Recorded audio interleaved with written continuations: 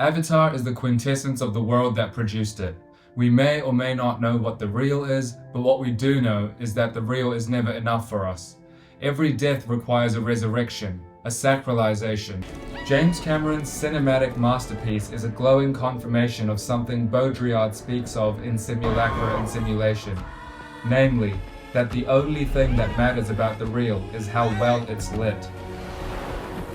This is the story of how science turned into a house of mirrors, how difference ceased to exist, and how authenticity became the most profitable illusion of all.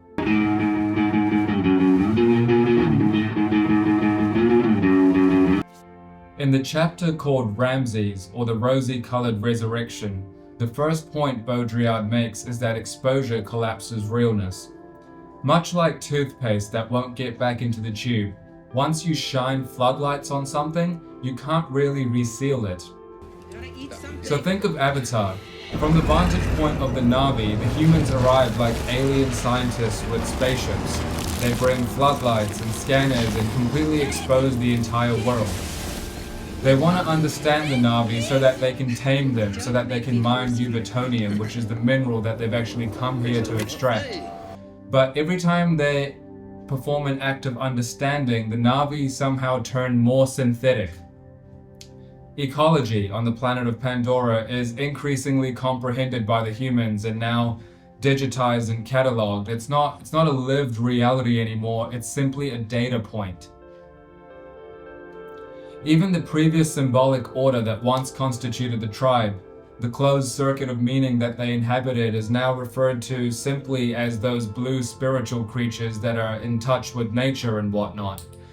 What's funny is that those that haven't seen the film but have heard of it, which is probably the majority of the people in the world, they have that image of Avatar in their head too. They think of it as the film with the blue spiritual creatures that live on that weird fantastical land planet thing as well. So what is the great ethnology paradox? Ethnology is defined as the study of the characteristics of different peoples and the differences and relationships between them. But what's crazy is if you need to commodify or compartmentalize or document people and their differences to even begin to study them, and doing that eviscerates their symbolic order entirely and their core, how can ethnology even persist as a genuine field of study? Especially when the field claims to care about preservation itself. In order for ethnology to live, its object must die. By dying, the object takes its revenge for being discovered, and with its death defies the science that wants to grasp it. The answer to this lies in the sleight of hand that Baudrillard claims ethnology conducts. What can it do to protect itself? In this hodgepodge of nonsense, there's only one thing it can do: a great act of virtue signaling. Ethnology simulates sacrifice. It becomes anti-ethnology. We see this performative self-negation across all fields of study, by the way. Consider epistemology. It learned the trick of the ethnologists a long time ago. The classic story goes, or at least how the Lobster King himself likes to portray postmodernism, that with the advent of the postmodern age, the stable grounding of objective truth collapsed. Derrida, Foucault, and other peers of Baudrillard came along and ruined Western civilization, or at least was symptomatic of its decline, claiming that there is no truth, only narrative. For Jordan, this is the ultimate contradiction. The claim that there are no absolutes becomes the new absolute. And now we have the problem of moral relativism because we don't have a North Star to guide us anymore by which we can orient ourselves. But one issue with what he's saying is that the absolute isn't just collapsing now. We're knocking our fists on it and realizing and sensing and angry about the fact that it was hollow all along. But this is where Baudrillard comes along and adds another layer. Side note, there are obviously other problems with the absolutization of the absolute too. For example, it fails to encode a rate of change that's natural to life. But back to Baudrillard. Imagine something like a spirit of self-preservation latent in epistemology. Like you, it wants to live forever in one form or another. Remember what I said before about how we're knocking our fists on something, realizing it's been hollow all this time? Here's the twist and the simulation theory addendum to that. The thing that you've been knocking your fists on is only pretending to be hollow. It's faking its own death and its demise, and thereby saving face. Through the facade of humility, you expand control. I want to give an example other than epistemology too, but this video is going to be long enough as it is, and I do have a date to get to tonight, believe it or not. Yes, Spodriadians do leave the house as well. In Avatar, at the end, when Jake leads the Na'vi to victory against the evil colonizer humans, the humans are deported out of Pandora. This alleviates the moral irk that we felt as the audience throughout the film. It eases our conscience and makes us go home from the cinema feeling warm and fuzzy inside about how the bad guys got expelled and the good guys won and moral order is restored and restitution and rah-de-rah-de-rah. But all this really is a move of simulated sacrifice that keeps alive the reality principle that the system is in fact intact and capable of redemption. It's like saying, see, here's a way in which the system can lose. I can lose too. The game is fair. Do you see? So I guess there's your other example then of the performative suicide. The Na'vi are left overly perfectly preserved, if that makes sense. The humans will return, and they'll return in the fictional world, but also in the real world when James Cameron decides he wants another big payday. That's the sole function of the Na'vi's existence for the humans. They're an instrumental good. They themselves don't win or lose per se. They're just there as the plaything to keep the drama of victory and loss alive for us. Science sustains belief in itself so that the untouched and virginal narrative can live on. In the simulation, science no longer studies the other as a distant observer. It now becomes the other. In our case, Jake Sully literally becomes an avatar. He constantly worries about respecting the culture and simultaneously extracts every last drop of value, including copulating with their hottest chick, by the way. In any case, the logical evolution of a science is to distance itself increasingly from its object until it dispenses with it entirely, its autonomy.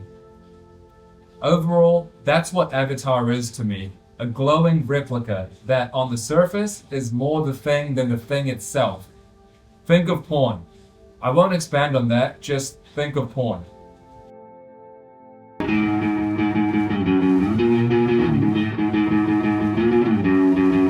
There's a strange trick that the world plays on itself. The model of the thing no longer just represents the thing. As time passes, it actually produces. Once the real disappears, the model starts breeding, and much like the Avatar movie, it starts doing sequels. The model, not the thing itself, is now the reference point. It's the time zero. Here's an example. There used to be a kind of person, long ago, who lived between towns. A digital nomad without the digital, if you will. They moved with the seasons, followed herds across the land, spent weeks without seeing a roof, sleeping beside the fire, with the sound of insects and sharp winds. They worked for other people, but never for long. They carried bits of metal, sometimes tools, sometimes not, and kept something in their mouth all day. It stained their teeth, and their breath was probably a confusing cocktail too. These people wore heavy clothes that got really dirty every day, and thick-soled shoes. They were just about getting by, usually turning to misdeeds from being underpaid everywhere they went. But someone, somewhere, around 150 years ago, started turning their lives into stories, into fables, into legends. And now, if I asked you to visualize a cowboy, what would come to mind? But isn't that problematic? You're visualizing a depiction of a depiction. Maybe Clint Eastwood in a still from one of his Western movies comes to mind. But the makers of these Westerns got their idea and understanding of cowboys from dime novels and wanted posters, all of which were mythologized and idealized and depictions already in themselves. Cowboys, or at least the version we like to see at Halloween parties in 2025, gets a new life breathed into it.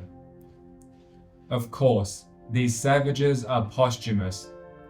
In the case of Avatar, we are all the Na'vi. As ethnology collapses in its classical institution, it survives in an anti-ethnology whose task it is to re-inject the difference fiction, the savage fiction everywhere, to conceal that it is this world, ours, which has again become savage in its way, that is to say, which is devastated by difference and by death. We're told Elvis had a subversive sex appeal and racial crossover that will change everything. The Rolling Stones are danger personified. The Sex Pistols will ensure that genuine anarchy will finally prevail. Nirvana doesn't take shit from the corporates. And in the 21st century, this guy is a threat to democracy, and that guy is a threat to democracy, and she's a threat to democracy. We try so hard to pretend like the world we live in has an outside edge to it. We want some groups, some systems, some countries even, to be on the fringe and a fictional outsider that may disrupt our local order. Because threat of disruption means we're alive and kicking. If we can never be killed, we're not actually alive. We're like tinned food in the pantry. Side note, if the idea of immortality is achieved through preservatives, do we even need to be born? Or can we just spawn, like a video game character? Do we need parents in the traditional sense? I'm going to unpack this idea in an upcoming video on the clone story, which is another chapter in simulacra and simulation, and use the movie Jurassic Park to showcase how that's the case. No. Seeing that it's the second highest grossing movie ever, the makers of the movie must have done a good job in harvesting this illusion of threat sentiment that we're talking about with the public. This thirst for the real, they really did mine it, so serious credit to them. There are, of course, other elements to the film that are irreducible to this video. The visuals are breathtaking and cutting edge, and it watches like a soothing ASMR video at times, and you can't get enough of it. The movie is explicit in showcasing its uses of technology, and it's one of those rare films where the technology really does actually feel alive. Somewhat ironically, I suppose, but it's also earnest in its presentation, and you get the feeling that the makers in the film really believe in the film itself. They insist on itself, if you will. So, did not like the movie. Why not? Couldn't get into it. Explain yourself. What didn't you like about it? It insists upon itself, Lois. What? It insists upon itself. What does that even mean? Because it has a valid point to make. It's insistent. But people clearly love this impending danger idea, you know? Oh no, please let the blue people live. To which the answer is, okay, I will, on my terms, i.e. when they've been thoroughly neutralized and bastardized. Also, what are we doing in the cinema watching this? The same thing that the scientists said they weren't doing on Pandora, but they were doing, clearly. Examining the other in order that we feel human again. We're all ethnologists here. Man, why is it that the movies made about the machine end up polishing and perfecting it?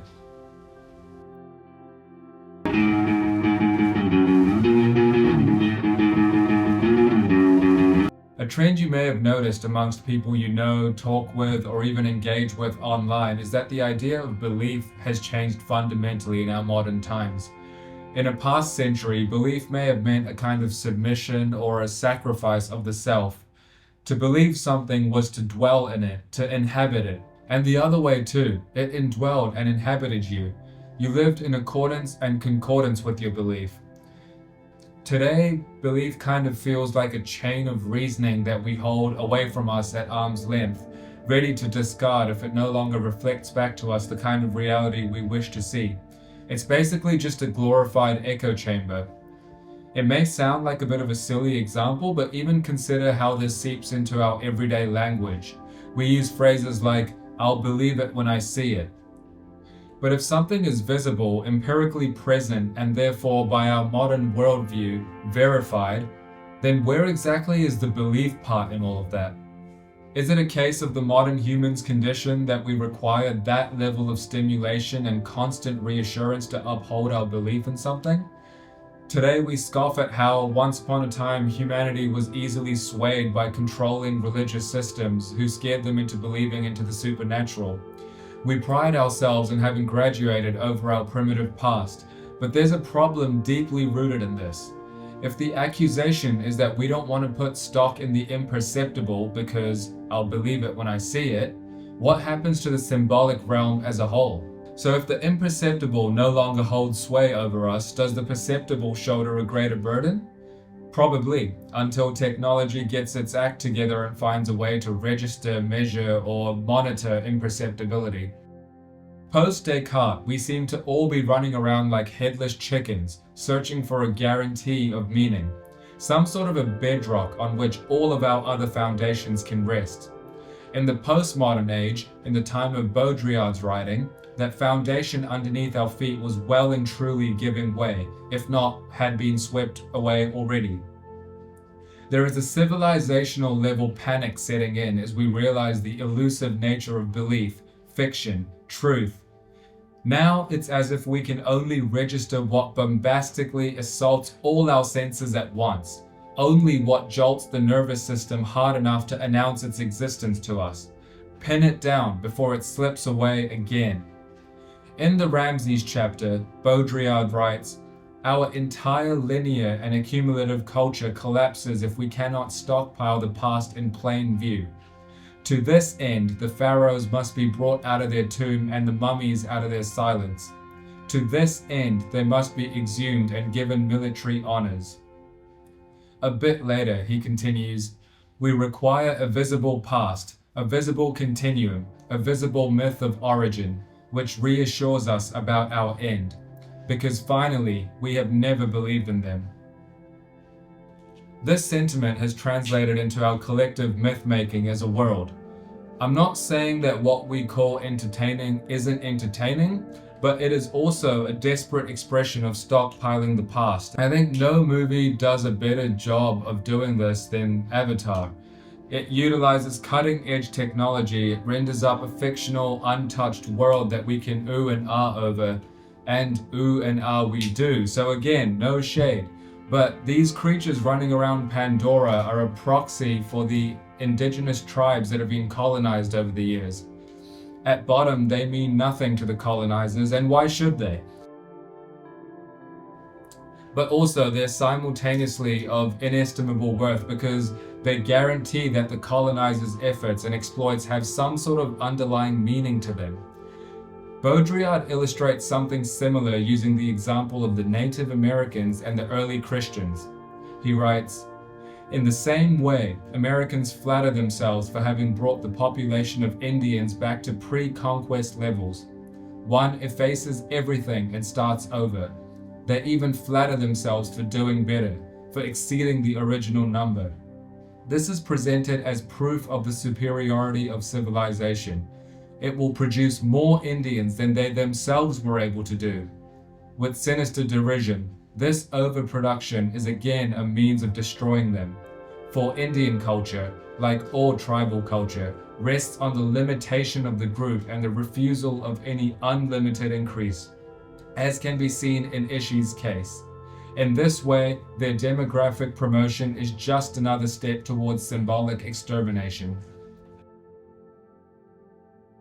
My favorite part of this paragraph is the last line.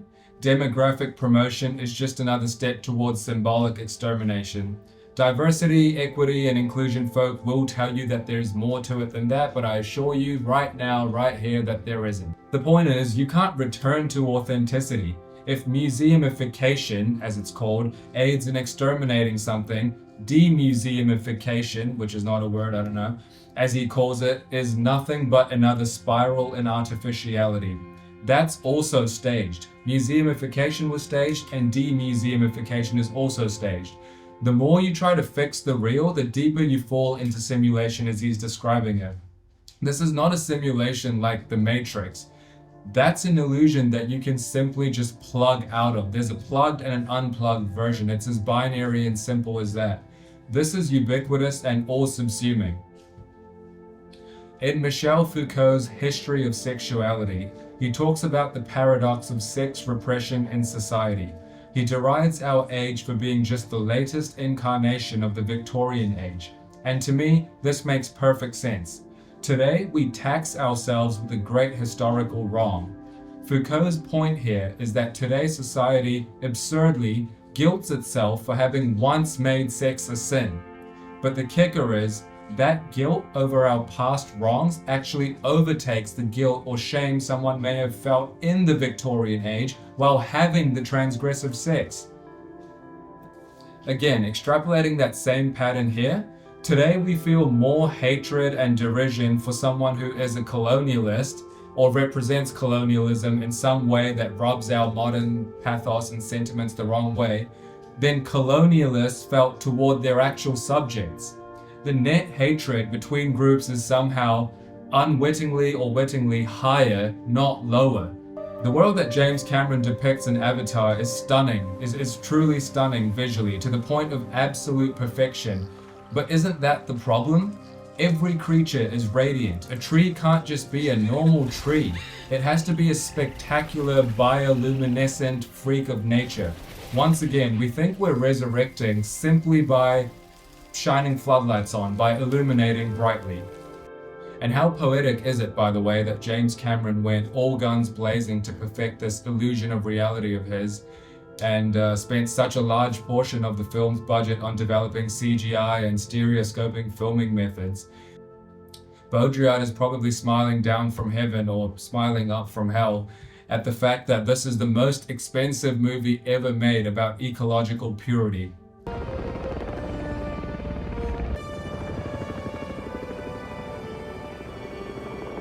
Side note, Baudrillard is not anti-technology. What he's pointing to is that technology, right now in its current form, is falsely and deceptively extending the real.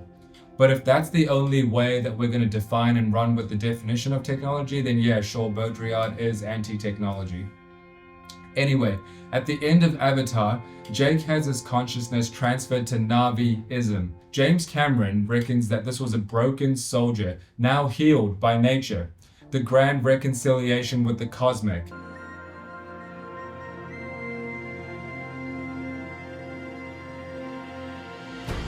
But again, therein lies the problem. Jake has become the perfect Na'vi. He's rendered through, in the film, the most advanced machine ever built. Becoming its quintessence is the new escaping the system, people. Just look at this guy. Or, as Baudrillard says himself in an interview a few years after the release of the Matrix movies, The Matrix is surely the kind of film about the Matrix that the Matrix would have been able to produce.